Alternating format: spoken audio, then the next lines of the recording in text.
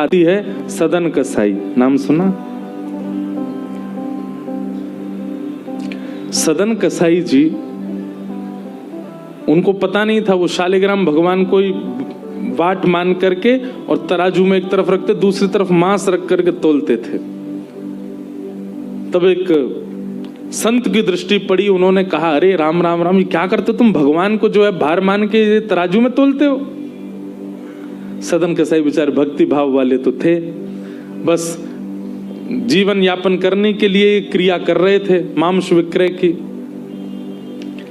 घबरा गए, तुरंत अपने हाथ से शालिग्राम जी उठा के दिए, बोले भगवान मुझसे तो अपराध हो गया, मैं तो जानता नहीं सेवा विधि नियम क्या होता है।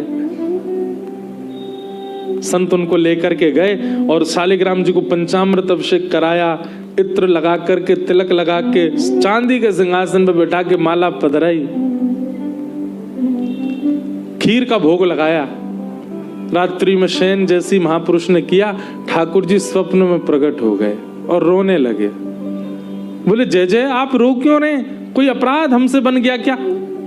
बोले मेरा मन नहीं लग रहा है, ये चांदी का सिंहासन, ये इत्र की सुगंध, इससे मुझे आनंद नहीं आ रहा है। बोले तो फिर क्या करना है? बोले वो सदन कसाई के तराजू में लुढ़कने में मुझे बहुत आनंद आ रहा था, वहीं छोड़ के आओ, मेरा वहीं मन लग रहा था। महापुरुष गए, बोले जय हो ठाकुर जी, न जाने कौन से गुण पर दयानिधि रीझ जाते हैं। ये सारे नियम हमारे लिए ही हैं, शुद्धता का, अशुद्धता का, ये इसका उसका, खुद को जहां मन करता वहां जाते हो। लेकर के गए और सदन कसाई की दुकान पर पहुंचे तो सदन कसाई तो घबरा गया। बोले अरे आप ठाकुर जी को, बोले ले रखो इनको अपनी दुकान पर, इनको यही अच्छा लगता है। रात में ठाकुर जी स्वप्न में आकर के बोले मुझको तो सदन कसाई के तराजू में लुढ़कने में सुख मिलता है। उसी समय सदन कसाई ने सोचा, मैं इतना पापी, मैं इतना पातक व्यक्ति, मैंने क्या नहीं किया? मैंने एक मांस से तोला ठाकुर जी को। दुनिया अपना जीवन दान कर देते हैं ठाकुर जी को, और मैंने मार मार करके पशुओं को यहां चढ़ाया और उससे तोला ठाकुर जी से। और फिर भी ठाकुर जी ने ऐसी कृपा की मुझ पे कि एक संत के यहां जाके फिर लौट के आ गए मेरे पास। एक बार भी अवगुण जान करके, मेरा दोष जान करके मेरा त्याग नहीं किया ठाकुर जी ने। और मैं इस पापी पेट के लिए, परिवार के लिए अभी भी कसाई बना बैठा हूं।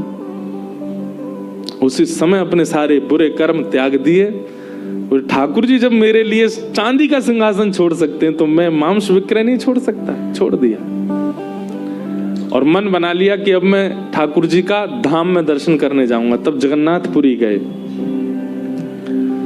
बहुत सुंदर कथा है सदन कसाई की। तो क्योंकि कसाई थे और प्राचीन भारत में थोड़ा भेदभाव ज्यादा ही था, उनको उस मार्ग तक पे नहीं चलने दिया जा रहा था जिस मार्ग से सारे दर्शनार्थी जा रहे थे। बोले नहीं तुम कसाई हो, तुम दूसरे मार्ग पे चलो, मार्ग अपवित्र हो जाएगा। सदन कसाई ने उसको सहर्ष स्वीकार किया। निश्चित ये सही है, मैं इनके योग्य नहीं हूं कि मैं इस मार्ग पे चलूं। नीचे मार्ग पे चले। एक नगर पड़ा, उस नगर की एक वैश्या, सदन कसाई जी को उसने कुछ इशारा किया तो सदन कसाई ने उसका कोई प्रत्युत्तर नहीं दिया। उस वैश्या ने क्या किया, उसके पति थे, उसको मार दिया और बाहर आकर के सदन कसाई से बोली अब तुम मुझसे ब्याह करो। सदन कसाई बोले मतलब? बोले तुमने मुझे इशारा किया था ना कि तुम मेरे साथ रहोगे, पहले पति को मार दो, मैंने मार दिया पति को, अब तुम रहो मेरे साथ। सदन कसाई बोले मैंने तो ऐसी कोई कुछ नहीं किया, तुम क्यों? बोले या तो मेरे संग रहो, नहीं तो मैं हल्ला कर दूंगी पूरे नगर में कि तुम ऐसा ऐसा कर रहे हो। सदन कसाई बोले मैं सत्य का उपासी हूं, आप चाहे जो करो, अब आपके संग नहीं रहूंगा। उसने नगर में हल्ला किया, राजा को जाकर के शिकायत कर दी। राजा ने सदन कसाई को बंदी बना लिया। ये कब की बात है? जब सदन कसाई धाम की ओर जा रहे हैं। राजा ने कहा आपने ऐसा किया? सदन कसाई बोले मैं कितना भी सत्य बोलूं लेकिन प्रमाण मेरे पास नहीं है, इसलिए बात इन्हीं की मानी जाएगी, मेरी तो माननी नहीं। इसलिए आप एक काम कीजिए, मृत्यु दंड छोड़ के जो दंड देंगे मुझे सब स्वीकार है, क्योंकि एक बार मैं जगन्नाथ जी को देखना चाहता हूं, इसलिए मृत्यु दंड मत दीजिए, बाकी जो दंड देंगे सहर्ष स्वीकार करूंगा। तो बोले एक काम करो, इसके हाथ काट दो दोनों। जबकि सदन कसाई का कोई अपराध था नहीं, लेकिन वेश्या की मानी गई। जैसे ही कहा हाथ काट दो, सदन कसाई इतने प्रसन्न हो गए, अपने दोनों भुजा आगे करके बोले अभी काट दीजिए। मैंने सुना है मेरे श्री जगन्नाथ भी बिना भुजा के हैं, मैं भी बिना भुजा के जाऊंगा।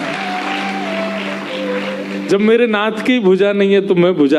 अब अभी तक मुझे लग रहा था शायद मैं अपूर्णता से जा रहा हूं, लेकिन आप मेरी भुजा अभी काट दीजिए, तभी मुझे अनुभव होगा कि अब मैं पूर्ण होके जा रहा हूं, जैसे मेरे नाथ वैसा मैं। दोनों भुजा काट दी। क्या पीड़ा नहीं हुई होगी सदन कसाई को? लेकिन यही बात है, भक्ति जब अपनी चरम स्थिति में आती है ना, तो आपको सांसारिक और दैहिक पीड़ाओं का अनुभव होना बंद हो जाता है। आप उस पीड़ा की शिकायत दुनिया से नहीं करोगे कि ये कमी, ये पीड़ा, ऐसा।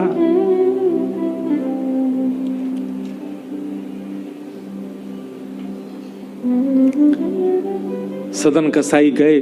जैसे ही जगन्नाथपुरी पहुंचे, महाप्रभु जगन्नाथ जी अपनी ब्रह्म वेदी पर झूमने लगे और झूमते हुए पुजारियों से बोले मेरा एक परम वैष्णव भक्त आया है, उसको लाने के लिए पालकी भेजो। और पुजारी भी इतनी जल्दीबाजी में पूछा ही नहीं कि उसका रूप हुलिया कैसा, ये तो बताओ। पालकी लेके दौड़े, हजारों दर्शनार्थी आ रहे जगन्नाथपुरी। पालकी लेकर के पुजारी जन बोले भैया जगन्नाथ जी ने पालकी भिजवाई है, कोई उनका परम वैष्णव भक्त आया है, कृपा करके वो पालकी में बैठ जाए। अब ये बात कही तो महाराज पालकी में बैठने वालों की भीड़ लग गई वहां पे। सब अपने गिनाने लगे, बोले हम 2 लाख नाम जप रोज करते हैं, हमसे बड़ा वैष्णव कोई नहीं होगा। कोई कहने लगा हमने इतनी साधना करी है, इतना व्रत किया है, इतना नियम किया है। सब अपने क्रम गिनाने लगे। दूर खड़े सदन कसाई बोले मैं तो महापातक हूं, मेरे लिए थोड़ी पालकी आएगी, मैं कोई श्रेष्ठ थोड़े ही हूं। भीड़ इतनी लग गई, पुजारी दोबारा दौड़ के गए मंदिर में, बोले भगवान वहां तो लाखों की भीड़ लग गई पालकी में, अब आदमी पैदल जा ही नहीं रहे, वो कह रहे हम पालकी में ही जाएंगे। आप बताइए तो कौन सा है वैष्णव? तब जगन्नाथ जी बोले वो मेरे जैसा ही होगा, उसके हाथ नहीं होंगे, मेरे जैसी भुजा होंगी उसकी, रक्त प्रवाहित हो रहा होगा, दूर खड़ा होगा अपने आप को पातक मान के, वही है। पुजारी जन जैसे ही दौड़ करके, मान लाखों की भीड़ खड़ी, दूर खड़े हैं बिना भुजा के सदन कसाई। पुजारी गए, बोले तुमको ही बुलाया जगन्नाथ जी ने। सदन कसाई इतना रोए पालकी में बैठते समय, बोले मेरे प्राण क्यों नहीं निकल रहे हैं? क्यों?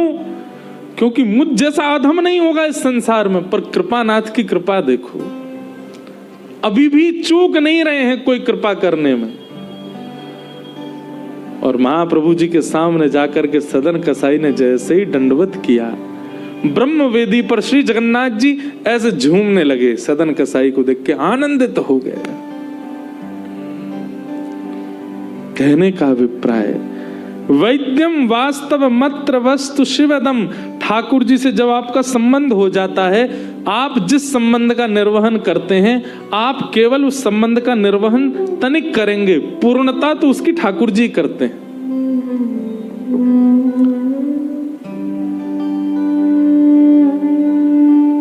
और फिर मिलने वाली जितनी भी सांसारिक पीड़ाएं हैं, उन पीड़ाओं का अनुभव नहीं होता, आप शून्य जैसे हो जाओगे।